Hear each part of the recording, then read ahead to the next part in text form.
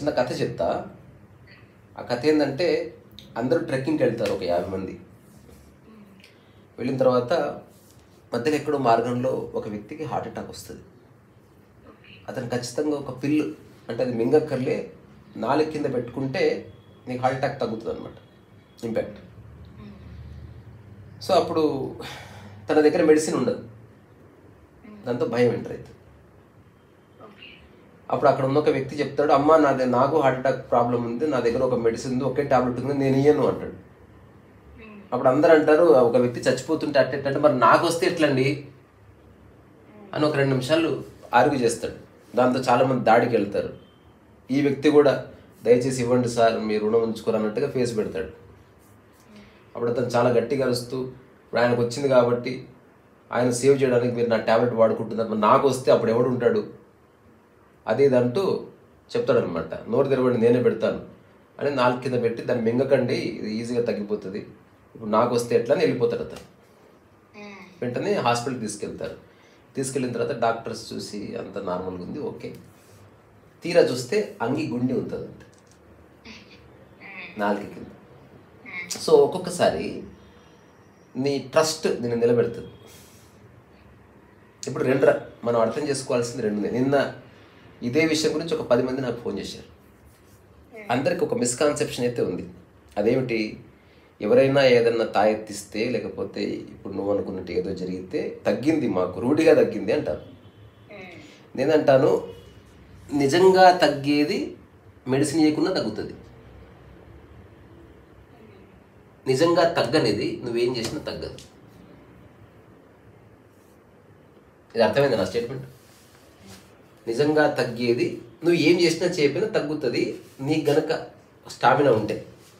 Example, మనిషి యొక్క ఆలోచన సరళ మీద నీకు ఒక ఐడియా ఉందనుకో, ఆలోచన ఏమిటి, అది క్రియేట్ చేసే ఇంపాక్ట్ ఏమిటి, అది తెలిస్తే నువ్వు విషయంగా చూస్తావు, కొన్ని మార్పులు చేర్పులు చేసుకొని దాని నుంచి బయటపడతావు. అంతే, భయం ఉండదు.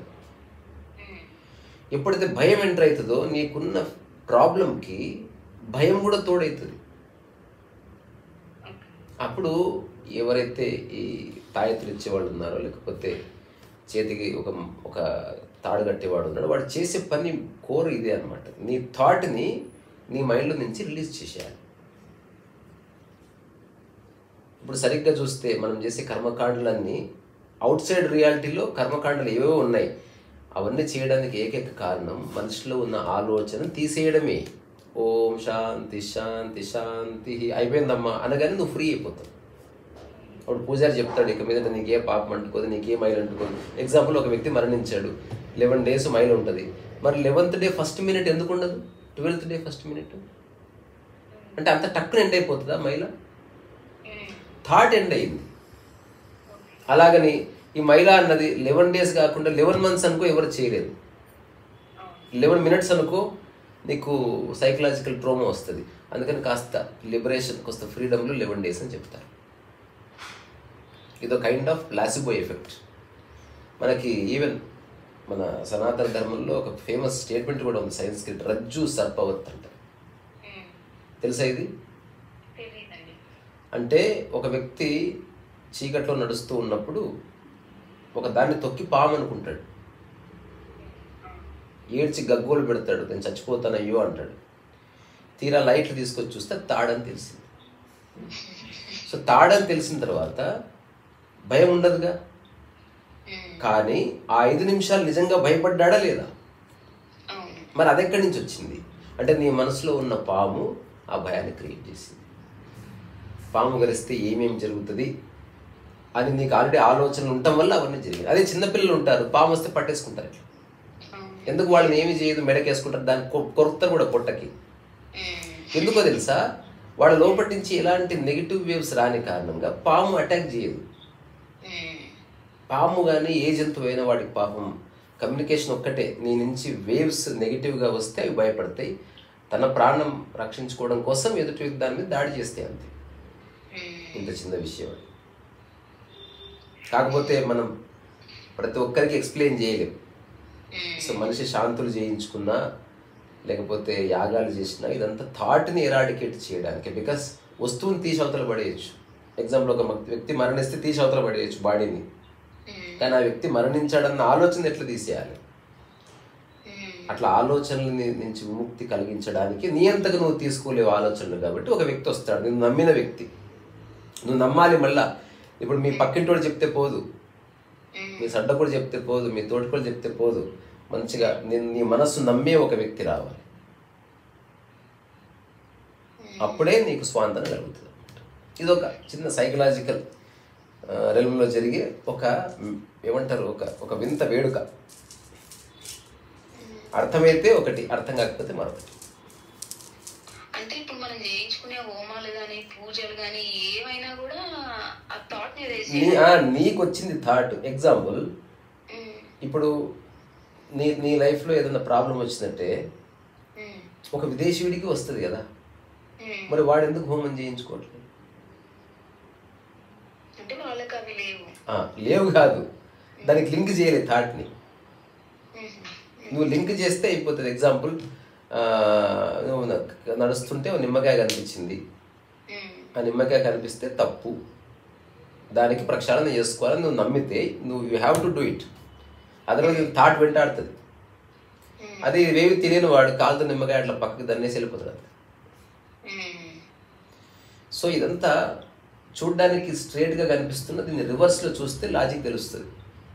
సో ఇట్లాంటి వాటి నుంచి బయటపడాలంటే ఆలోచన సరళిని అర్థం చేసుకున్న మనస్సు తప్ప ఇక ఎవ్వరూ అర్థం చేసుకోలేరు. ప్రతి ఒక్కడు ఏదో ఒక పెద్ద పెద్ద సినిమా హీరోలు కావచ్చు, పొలిటీషియన్స్ కావచ్చు, సైంటిస్ట్, అందరికీ థాట్కి సంబంధించిన ఫియర్స్ ఉన్నాయి.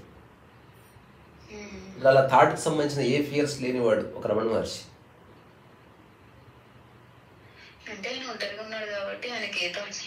నువ్వు ఎప్పుడు ఒంటరిదానివే, నీకెవరూ లేరు. అయినప్పటికీ నువ్వు ఒంటరిదానివే. నువ్వు అనుకుంటున్నావు కొందరు నీ వాళ్ళని. ఎక్కువసేపు ఉన్నప్పుడు అటువంటి ఒక అభావం కలుగుతుంది అంతే. ఈ మహా అనే వ్యక్తికి మహా తప్ప ఎవరు లేరు. మిగతా వాళ్ళంతా ఉండొచ్చు, ఉండకపోవచ్చు. There is no guarantee. There is only నీతో ఒక్కటే, నీతో చనిపోయే వరకు ఉండేది ఎవరో తెలుసా? నీ బాడీ. ఇంకా వేరే ఏది నీది కాదు. అందుకే దాన్ని మంచిగా చూసుకో, దానికి మంచిగా తినబెట్టు, దానికి మంచి అభిషేకం చేయించు, దాంట్లో నోటితో తీర్థం పోయి దానికి మంచి అలంకరణ చేయి, దాన్ని నగర వీధుల్లో తిప్పు. దీన్నే కదా ఇప్పుడు విగ్రహానికి చేసేది అదే. విగ్రహానికి ఏం చేస్తావు? అందుకే మన శరీరాన్ని కూడా విగ్రహమే అందం, నిండైన విగ్రహం. సీనియర్ ఎన్టీఆర్ అన్నారు. సో విగ్రహము, నిగ్రహము, ఆగ్రహం, సంగ్రహం, ఇవన్నీ మంచి పదాలు. అయితే ఇప్పుడు ఈ సూక్ష్మ శరీరం అని అన్నారు కదా, సూక్ష్మ శరీరం అంటే మనలో ఆత్మతత్వమా లేకపోతే అది వేరేనా? ఇప్పుడు అదంతా వేరే వాళ్ళు చెప్తే నీకు తెలుస్తుంది, అదర్వైజ్ నీకు తెలియదు ఉన్నట్టు కూడా. ఫర్ ఎగ్జాంపుల్ ఆరా ఉంది బాడీ చుట్టూ, నీకు తెలియదు ఉన్నట్టు. సో ఇప్పుడు కొందరు ఆరాలు చూడగలిగే వాళ్ళు ఉన్నారు. ఎందుకు చూడగలిగే వాళ్ళు ఉన్నారు? చూడాలంటే నీకు ఆ తరహా మానసిక క్షేత్రం అవసరం. పోనీ చూశారు, దానివల్ల ఏ ఉపయోగం కూడా ఉండదు. ఫర్ ఎగ్జాంపుల్ ఒక వ్యక్తి వచ్చాడు ఎదురుగా, వాడి ఆరా బ్రౌనిష్ టింట్లో ఉంది, లేకపోతే బ్లూ టింట్లో ఉంది. వీడు బ్రౌనిష్ టింట్ అంటే వీడు కుట్రలు కుతంత్రాలతో ఉన్నాడని తెలిసింది. ఈ ఆరాలు తెలియడం వల్ల ఒక్కటి జరుగుతుంది, నువ్వు ఆ వ్యక్తిని దూరం పెడతావు. వాడు ఎంత మంచి ప్రవర్తించినా వాడి ఇన్నర్ థాట్ ఎలా ఉందో చూస్తున్నావు కాబట్టి.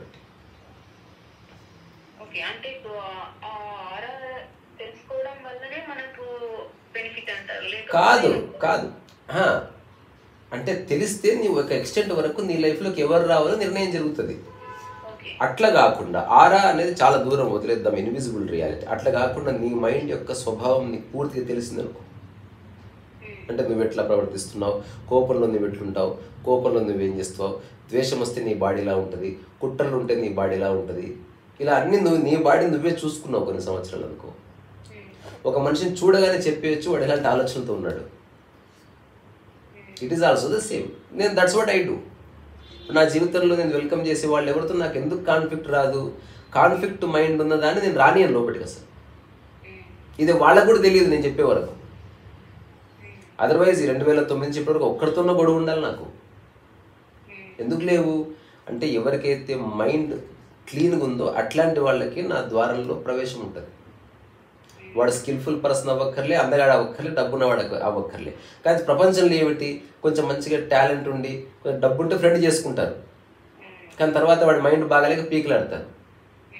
నాకు లైఫ్లో సక్సెస్, డబ్బు వీటికంటే ప్రశాంతతనే ముఖ్యం కనుక నేను ఈ మార్గం ఎంచుకున్నాను. సో ఇది ఎంత చెప్పినా తెలిసినప్పుడే తెలుస్తుంది, ఇది ఊహించేది కాదు. రూఢిగా తెలియడం అంటే మనస్సు ఏమిటి, దాంట్లో ఉన్న ఆలోచనలు ఏమిటి, వాటి ప్రవృత్తులు ఏమిటి, అవి శరీరం మీద కలుగజేసే ప్రభావాలు ఏమిటి,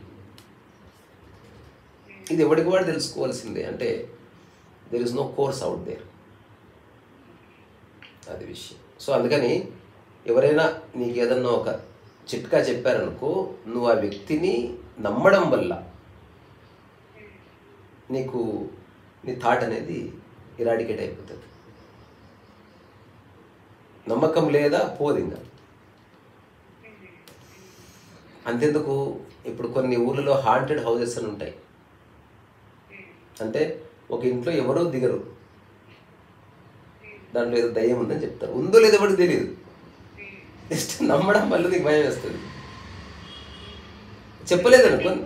అంటే ఇప్పుడు మనకు తెలుస్తుందా, అంటే మీరు ఒక ఇల్లు గురించి అన్నారు కాబట్టి అడుగుతాను, మనకి ఇంటిని చూడగానే ఇది పాజిటివ్ నెగటివ్ అని కొన్ని అనిపిస్తుందా? ఏమీ లేదు, తెలుస్తుంటారా? ఇల్లు అంటే నథింగ్ బట్ ఒక డబ్బా. అబ్బా లేదండి, అట్లా కాదు నేను అనేది. చెప్తున్నా అక్కడికి వస్తున్నా. ఏ ఇంట్లో ఎవరూ లేరనుకో, it is neither positive Nar negative.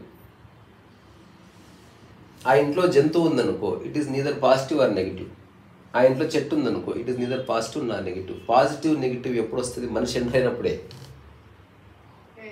నువ్వు నెగిటివ్ అయితే అంతా నెగిటివే, నువ్వు పాజిటివ్ అయితే అంత పాజిటివ్. బికాజ్ నీది మృత మనస్సు కాదు, సజీవమైన మనస్సు కదా. సో విదిన్ నో టైం నువ్వు జీవాన్ని క్రియేట్ చేయొచ్చు. ఇదే ఎగ్జాంపుల్, ఒక వ్యక్తి మంచి ఇంటిని వాడు విదిన్ 10 daysలో నాశనం చేయొచ్చు కదా.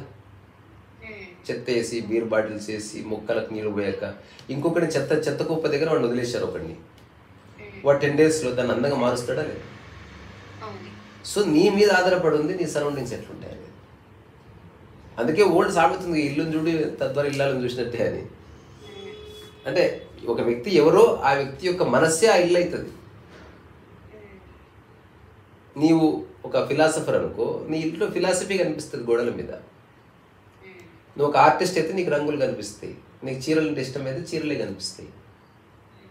స్టీల్ సామాన్లు అయితే స్టీల్ సామాన్లతో నింపుతావు. అంటే నీ మైండ్లో ఏదో అదే నింపుతున్నావు బయట. నీ మైండ్లో ఏది లేకపోతే హాయిగా అప్పుడు కొండల్లో గుహల్లో ఉన్నట్టు ఖాళీగా ఉంటావు. అవసరమైన 2-3 మాత్రం ఉంటాయి అంతే. సో ఇలా నింపుకోక తప్పదు అనుకున్నప్పుడు మంచి వాటితో నింపుకో, పూలతో నింపుకో, ముళ్ళ తోటలోగా ముళ్ళ కంపెనీ కాకుండా అన్నది ఒక అబ్జర్వేషన్. సో మనం ఇల్లు అనే దానికి ఒకే ఒక ఫార్ములా, ఎండ పడాలి, గాలి వెలుతురు పుష్కలకు రావాలి, ఇంతే. ఇప్పుడు అంతెందుకు, ఒకప్పుడు ఈశాన్యం వైపు ఇల్లు ఉండకూడదు, పశ్చిమం వైపు. ఎందుకు ఉండకూడదు అంటే ఒకప్పుడు శ్మశానం అటు సైడ్ ఉండేది. అందుకని శ్మశానంలో కనుక శవాలు గాలిస్తే గాలి ఎప్పుడు ఇటు నుంచి అటువైపు వీస్తుంది. కాబట్టి ఆ శ్మశానంలో కాల్చిన శవాల నుంచి వచ్చిన పొగ ఆర్ వాట్ ఎవర్ ఆ గాలి మోసుకొచ్చి మన ఇంట్లోకి వస్తుంది. ఈ చిన్న ఉద్దేశంతో ఆ నియమం పెట్టారు. ఇప్పుడు ఎలక్ట్రిక్ శ్మశానాలు వచ్చిన తర్వాత ఏమీ కాదు. అంటే మనం అప్డేట్ అవ్వాల్సిన అవసరం ఉంది. ఇప్పుడు అంతెందుకు, ఈశాన్యంలో బరువు పెట్టొద్దు అంటారు కదా, బరువు పెట్టొద్దు. ఎగ్జాంపుల్, నీ ఇంట్లో ఈశాన్యంలో ఒకటి ఉంది. ఇప్పుడు ఆ ఒక్క గదిలో నువ్వు ఉన్నావు కాబట్టి ఆ ఈశాన్యంలో నువ్వు బరువు పెట్టలే. ఇప్పుడు ఆ చుట్టుపక్కల ఉన్న 2-3 గదులు కొన్నావు. ఇప్పుడు ఈశాన్యంలో ఎక్కడైంది? ఆ కొన్న ఇంట్లో ఆ మూల అయింది కదా. అట్లాంటప్పుడు ఇక నువ్వు చాలా కష్టం, గూళ్ళో కూడా ఈశాన్యములు ఉంటుంది. అట్లా అంటే నువ్వు ఆ లాజిక్లకు రావద్దు. అట్లంటే నువ్వు తాగే నీళ్ళ గ్లాస్ కూడా ఈశాన్యములు ఉంటుంది. నువ్వు ఎట్లా జస్టిఫై చేస్తావు? సో ఇదేంది, మనిషి తను తాను స్వాంతన చేసుకోవడానికి. ఒకసారి ఈశాన్యముల గురించి ఒక ప్రస్తావన వచ్చింది. ఒక ఆవిడ చెప్పింది ఈశాన్యములలో ఉండొద్దు, బరువు తీసేయాలి. అంటే మీరు చెప్పింది కరెక్టు. ఒక్కటి చేస్తే ఈ ఇంట్లో వాస్తు దోషం పోతుంది అన్న నేను. ఏమిటంటే మీరు వెళ్ళిపోయాను అంతే. నేను నిర్దాక్షిణ్యంగా ఆటో బుక్ చేసి పంపించేశాను. అంటే వాస్తు దోషాన్ని ఆటో ఎక్కించి పంపించేస్తాడు.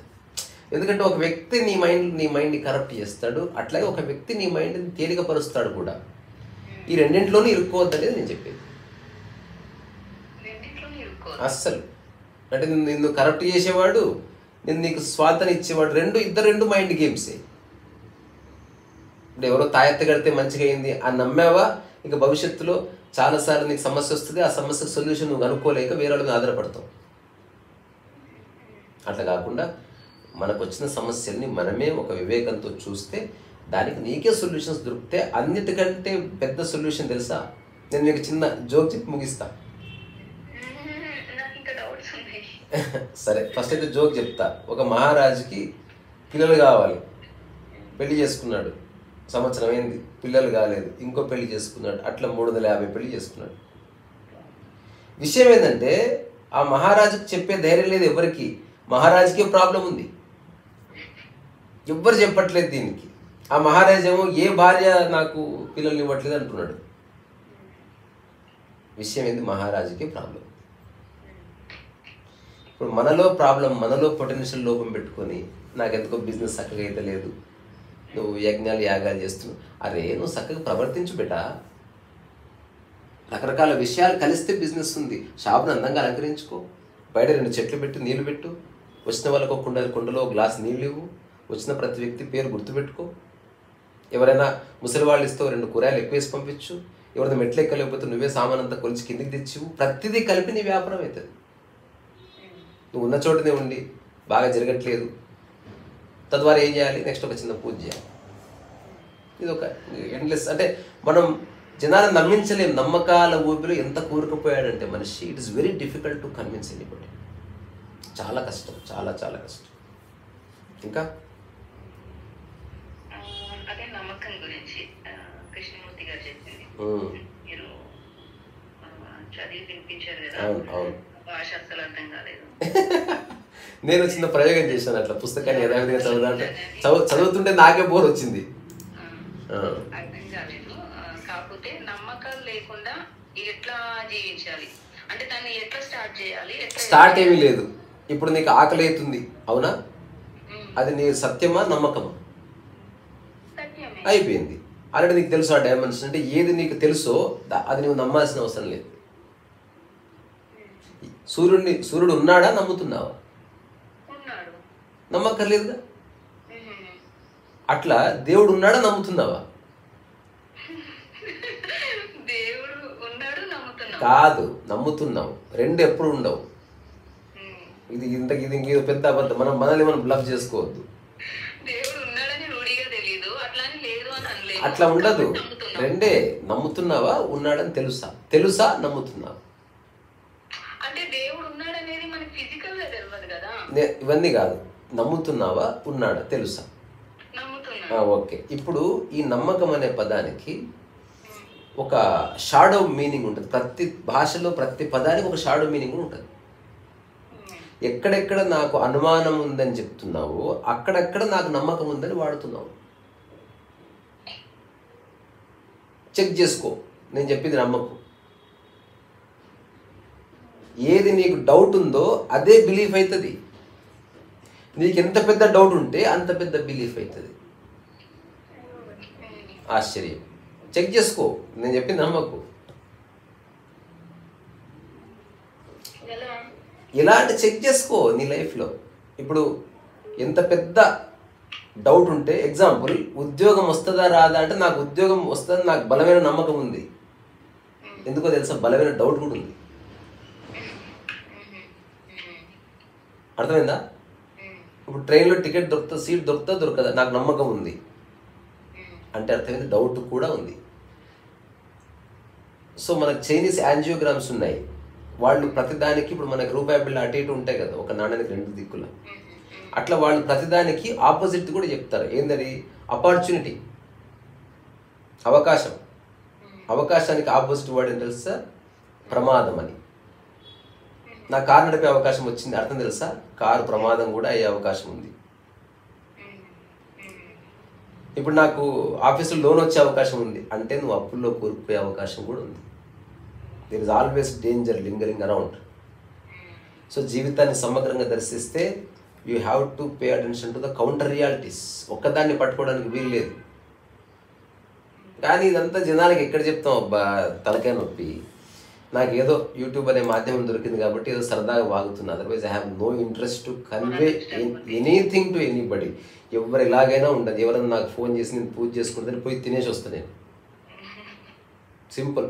తర్వాత ఎవరన్నా చేతికి తాయెత్తు కట్టుకుందంటే వెరీ గుడ్, మంచి తాయెత్తు చాలా బాగుందని చెప్తాను నేను అసలు చర్చించను. యూట్యూబ్ కాబట్టి ఒక మాధ్యమం అలా మాట్లాడితే కాస్త వినేవాళ్ళు ఇప్పుడు కాకపోతే ఎప్పుడు వింటారు, ఒక కొత్త యాంగిల్ వింటారేమో అని చెప్తాను అంతే. అదర్వైజ్ నాకు ఈ నమ్మకం కూడా లేదు నాది విని మాడతారని, నాకు డౌట్ కూడా లేదు అందుకే. సో జస్ట్ నాకు తెలిసింది చెప్తున్నాను. కొన్ని అనుభవాలు గాను, కొన్ని సమాచారాలు గాను, కొన్ని ఐడియాస్ గాను, కాన్సెప్ట్ గాను, కొంత ఆర్ట్, కొంత వైలిన్, కొంత నిశ్శబ్దం, ఇంతే. అలా కాదండి, ఇప్పుడు దేవుడు ఉన్నాడా అనేది ఎవ్వరు రూఢిగా చెప్పలేరు, కానీ దేవుడు ఉన్నాడు అనే నమ్మకం అయితే అందరికీ ఉంటది. నేను అందరి గురించి చెప్తలేను. ఇప్పుడు నేను చెప్తున్నా, నేను దాని కొత్త సిద్ధాంతాన్ని ప్రవేశపెట్టినా. నేను ఫేమస్ పర్సన్ కాదు కాబట్టి అది గాల్లో కలిసిపోయింది. అదేమిటో తెలుసా? ఏదో రోజు ఒక 10 లక్షల మంది వినే స్టేజ్ మీద ఆ మాట చెప్తాను. ఇప్పటికీ కొత్తది. దేవుడు ఉన్నాడా లేదా కాదు, ఉండని. ఇది నేను ఇచ్చిన జవాబు. ఉండని, కానీ నేను ఎవరిని కలుసుకోవడానికి ప్రయత్నం చేయను. ఎందుకంటే నాకు పనే దైవము కనుక. రెండవది, నిజంగా ఎవరైనా నా జీవితంలోకి వస్తే ఆల్రెడీ చెప్పాను ఇది, నేను ఎట్లా ట్రీట్ చేస్తానో అలాగే ట్రీట్ చేస్తాను. ఏ ప్రత్యేకత చూపించాను. ఇప్పుడు మనం దైవం అని అంటున్నప్పుడు దాని అర్థం తెలుసా? ఈ బీయింగ్, ఒక బీయింగ్, అది నువ్వు ప్రత్యేకంగా ఒక ప్రత్యేక ప్రవర్తన నువ్వు చేయాలనుకుంటున్నావు ఆ బీయింగ్ కలిస్తే. సో నీవిచ్చే ఒక ప్రత్యేకమైన ఒక రెస్పెక్టే డివినిటీ. కామన్ మ్యాన్ కలిస్తే నువ్వు మామూలుగా చూస్తున్నావు కదా, అట్లా నువ్వు చూడగలవా? అట్లా చూడు. తద్వారా దైవం లేదు, కామన్ మ్యాన్ లేడు. ఇంకొకటి, నిజంగా దేవుడు అనేవాడు ఉంటే ఆ దేవుడు ఇష్టపడేదే అది. కామన్ మ్యాన్ లేదా అందరినీ సమానంగా చూసే ఒక తత్వాన్ని అది ఇష్టపడుతుంది. ఎందుకంటే ప్రకృతి నియమం అది, సమానత్వం అనేది. అంతెందుకు చెప్తారు కదా, everyone and everything just the same under the sun అంటారు, ఈక్వల్. ఒకప్పుడు ఈ భగవంతుడు అనే కాన్సెప్ట్ రానప్పుడు ప్రపంచంలో ఉన్న అన్ని మతాలకి సూర్యుడే దేవుడు, ప్రత్యక్ష దైవం. ఈనాటికి ప్రత్యక్ష దైవం సూర్యుడే. మిగతా దేవుళ్ళ వల్ల ఏమైనా ఉపయోగం ఉందో లేదో కానీ సూర్యుడి వల్ల చూడు వర్షాలు పడుతున్నాయి, సూర్యుడి వల్ల పూలు విరబూస్తున్నాయి, సూర్యుడి వల్లనే నీకు పగలుంది, రాత్రి ఉంది. నీ ఆకలికి కారణం సూర్యుడు, నీ నిద్రకు కారణం సూర్యుడు. సో ఒకవేళ విజిబుల్గా ఇప్పుడు సూర్యుడు ఉన్నాడని నమ్మక్కలేదుగా, ఉన్నాడుగా, దాన్ని దైవం అనుకోరాదు. ఎంత సింపుల్ అసలు. ఎందుకంటే మనకి ఎలాగో దేవుళ్ళు చాలామంది ఉన్నారుగా, ఆ కనపడే వాళ్ళను దైవం అనుకునే బదులు కనిపించే దాన్ని దేవుడు అనుకో, ఇంకా దగ్గర రియాలిటీ. అందుకే తల్లిని దైవం అనుకోమన్నారు. సూర్యుడు తిరుగుతుంది, ఈమె తిరుగుతుంది. ఇంకా నేను చెప్తా, కనిపించే ప్రతి దాంట్లోనూ దైవాన్నే చూడు. ఇది సగం స్టేట్మెంట్. పూర్తి స్టేట్మెంట్ ఏమిటి? అది నీలో కూడా ఉందని తెలుసుకో. అట్లా నువ్వు ఒక వ్యక్తికి షేక్ హ్యాండ్ ఇస్తే నీలోని దేవుడు ఎదుటి వ్యక్తిలోని దేవుడికి షేక్ హ్యాండ్ ఇస్తుండే. ఏ దేవుడో మర్చిపో, మళ్ళీ పెద్ద గొడవ అవుతుంది. ఏ దేవుడు షేక్ హ్యాండ్ ఇది అంటే షిరిడి సేవ, షిరిడి సేవ ఇస్తావా నాకు మామూలు, మళ్ళీ ఇదో గొడవ. సరే మరి ఇంకేముంటది, ఎంత చెప్పుకున్నా ఇంతే. చెప్తే కదా, ఏ నమ్మకాలు లేకుండా జీవించు. పోనీ ఒక 21 రోజులు జీవించు, ఉన్నదాన్ని యథావిధిగా చూడు. నమ్మకం ఎందుకబ్బా? ఇప్పుడు తింటూ అరే నీ దానికి ఇన్ని ఎగ్జాంపుల్స్ ఇచ్చినా మళ్ళీ ఆ ప్రశ్న అడుగుతున్నావు. భోజనం చేస్తున్నావు, నమ్మకమా నిజమా? అంతే. అట్లా నిజమైన వాటితో ఉండు. నువ్వు పని చేయరాదు, ఎట్లయితే దేవుడు నన్ను నమ్ముతున్నావో నేను తినకపోయినా కడుపు ఇంత నమ్మరాదు, వారం రోజులు సచ్చూరు ఉంటావు, పంచాయతీ అవుతుంది. ఇది మాత్రం నమ్మరే. సో అది నీకు అనాకైసా ఖర్చుతో పని లేదు కాబట్టి నమ్ముకుంటూ కూర్చున్నావు అంతే. నీకు డైరెక్ట్ ఇంపాక్ట్ అయ్యే వాటిని ఖచ్చితంగా నువ్వు తెలుసుకోవాల్సిందే, ఆచరించవలసిందే. నేనేం చేయకున్నా పిల్లలు పుడతారని ఎందుకో నమ్మరు. అది మాత్రం మనం ముహూర్తాలు పెట్టాలి, అందరు రెడీ కావాలి, ఇదంతా ఉండే మళ్ళా ఏమో మళ్ళీ తింటారు జనాలు.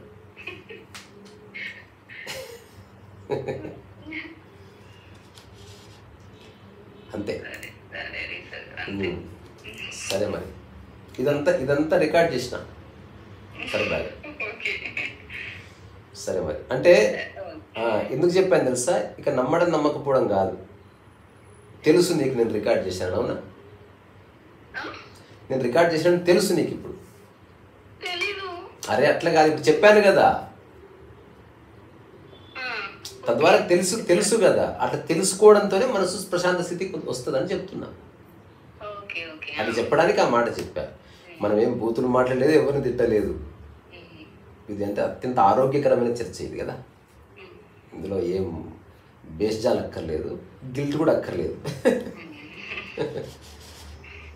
ఎవడన్నా ఇట్లా అంటాడా మహా? ఒక అమ్మాయి ఎదురు పడితే నువ్వు అమ్మాయి అని నేను నమ్ముతున్నా అంటాడా? దౌడ పలుకుతుంది.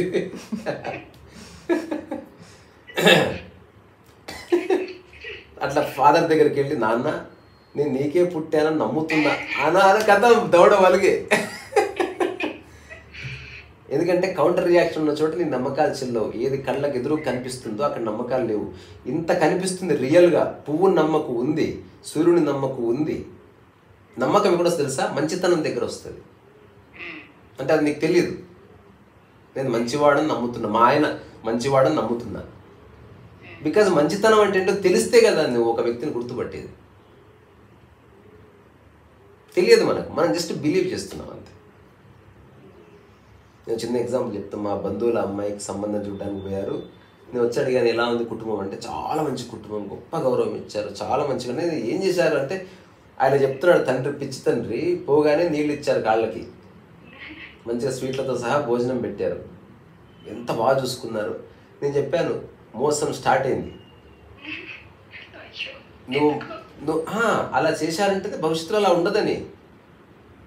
వాడు నేను నమ్మించే ప్రయత్నం చేస్తున్నారు మా సంబంధం మంచిదని. నిజమైన మనిషి ఏం చేస్తాడు తెలుసా? వాడు ఎలా ఉన్నాడో అలాగే ఉంటాడు, నమ్మించాడు. చేయకూడదంట నేను. నువ్వు రోజు ఎలా మీ పిల్లవాడికి వండి పెడుతున్నావు, నువ్వు ఎలా తయారవుతున్నావు ఎగ్జాక్ట్లీ అలాగే ఉండు. ఒకసారి నువ్వు ఏది వండి పెట్టుకున్నావు అదే వండి పెట్టు. ఇంత కూడా ఒక్క సెకండ్ ఒక్క అవున్స్ కూడా ఎక్కువ శ్రమ పడకు. That is you. ఇప్పుడు అతిథులందరూ చాలా సాటిస్ఫై వెళ్ళిపోయారు, నువ్వు అతిగా శ్రమించావు కాబట్టి. అట్లా కాకుండా నువ్వు ఒక డిక్లేర్ చేయి. నేను మా అమ్మ వాళ్ళు వచ్చినా, బంధువులు వచ్చినా, కూలి వాళ్ళు వచ్చినా నేను చేసే పని సేమ్ అబ్బా, నాకు అందరు సమానం అను. ఇక్కడ నమ్మకం లేదు ఇంకా. సో నీకు నమ్మకాలు పోతే నీ లైఫ్లో ఒక పరివర్తన స్టార్ట్ అవుతుంది. You see things as they are, you recognize things as they are, you respect things as they are. Hypothesis పోతుంది, బూటకం పోతుంది. ఉన్నది మాట్లాడు. ఇప్పుడు నువ్వు ఇలా ఏం మండపని యాక్సెప్ట్ చేస్తున్న గ్యారెంటీ ఏమైనా ఉందా నీకు? ఇలాగో సంఘర్షణ ఉందిగా. నిజం చెప్పి నిష్ఠూరపడు. అయితే నిజం ఎలా చెప్తావు అనేది కూడా ఒక ఆర్ట్. ఇప్పుడు ఎలా ఒక ఇంటికి భోజనానికి పిలిచిన తర్వాత అడిగారంట ఎలా ఉంది భోజనం, ఏమేమి బాగున్నాయి చెప్పంటే వాడు చెప్పాడంట ఏమేమి బాగున్నాయి అంటే నీళ్ళు, అరటిపండు, పెరుగు, ఈ 3 బాగున్నాయి. ఇలా చెప్తే వాడికైనా కోపం వస్తుంది. దాదాపు అన్ని బాగానే ఉన్నాయి, మా ఇంట్లో కూడా ఇలాగ ఉంటాయి అన్నావు అనుకో. నువ్వు యాక్చువల్గా ఏం చెప్పినావు అంటే మా ఇంట్లో అన్ని దరిద్రంగా ఉంటాయని చెప్పావు. అది వాళ్ళకి తెలియదు కాబట్టి వాళ్ళు సాటిస్ఫై అవుతారు. మీకు దరిద్రం ఉంటాయని తెలుసు కాబట్టి నువ్వు సాటిస్ఫై అయ్యావు, బికాజ్ అన్ని దరిద్రంగా ఉన్నాయి కాబట్టి. ఫైండ్ ఎ వే. ఇంతకు మా దోస్త్ ఎట్లున్నాడు? ట్యూషన్కి వెళ్ళాడండి. పాపం ప్రపంచంలో పడుతున్నాడు వాడు కూడా. పడాల్సి వస్తుంది, తప్పదులే. వచ్చిన తర్వాత ఫోన్ చేయించు, మాట్లాడతా. ఓకే ఓకే సరే మరి.